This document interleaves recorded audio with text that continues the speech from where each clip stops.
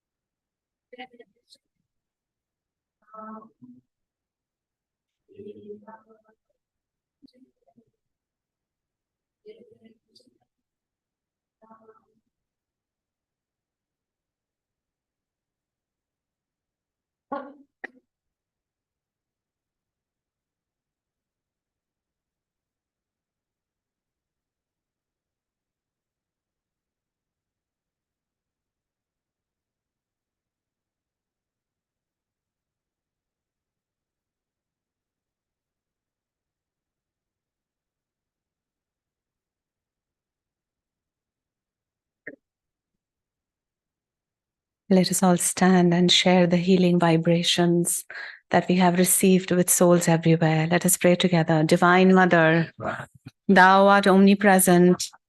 Thou art in all Thy children. Manifest Thy healing presence in all bodies, all minds, and all souls.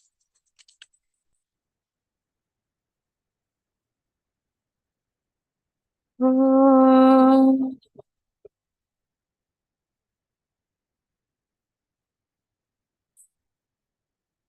Om.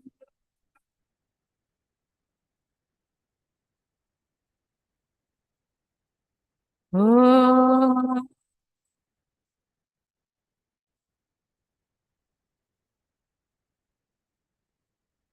Shanti, Shanti, Shanti. Go out with joy. Jai Guru.